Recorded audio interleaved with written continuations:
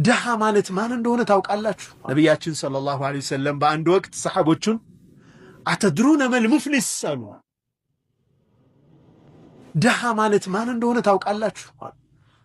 አግኝቶ ያጣ ማለት ነው። ሙፍሊስ ማለት አግኝቶ ሀብታም የነበረ ሰው ከስሮ ሲደህይ ሙፍሊስ ይባላል። አፍለስ ባንክራፕትድ ማለት ነው። የነበረው ሰው ሲከሳስር ማለት ነው። ትነግሩኛላችሁ ወይ? ማን ነው ይሄ?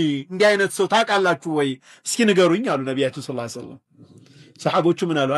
አልሙፍሊሱ ዒንደና መን ላ ዲርሃመ ለሁ ወላ ዲናራ ወላ መታዕ አው ከማ ቃል ሰሓባ። ዲርሃም፣ ዲናር፣ ዕቃ፣ የቤት ዕቃ የሌለው ሰው ይህንን ነው እኛ ሙፍሊስ የምንለው አሉ። አላላ ነቢያችን ሰለላሁ ዐለይሂ ወሰለም ሌላ ዴፊኒሽን ነገሯቸው። ሌላ ትርጉም የሙፍሊስ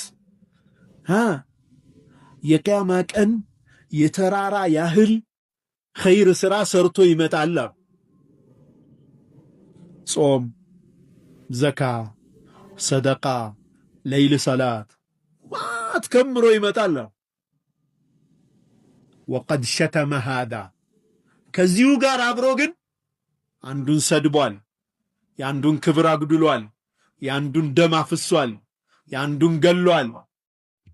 ሌላ ደግሞ መዓት የሰው ሐቅ ደግሞ ተሸክሞ አብሮ ይመጣል።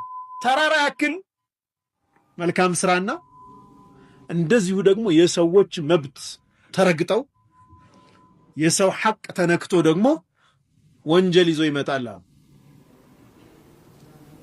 ፈዩእኸዙ ሚን ሐሰናቲሂ አላህ እንግዲህ ማሊክ የውሚዲን አይደል?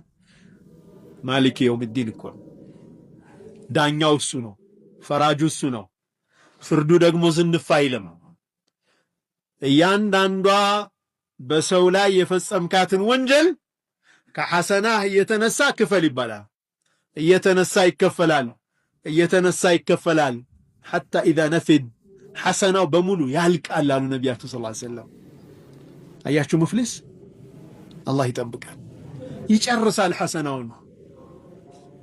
ፈዩእኸዙ ሚን ሰይአቲሂም እሱ የሚሰጠው ጨረሰ አይደለም፣ ከነሱ ወንጀል ይያዝና ወደ እሱ ይደረጋል። ثم يطرح في النار ከዛም ጀሃነም ላይ ይወረወራል አሉ ነቢያችን ሰለላሁ ዐለይሂ ወሰለም። ሀብታም ሆኖ መጣ፣ መጨረሻ ላይ የሰዎችን መብት በመዳፈሩ ምክንያት ምን ሆነ? ባዶ ሆኖ ከድህነትም በታች ኔጌቲቭ ገብቶ ወደ ጀሃነም ወረደ። አላህ ይጠብቀን።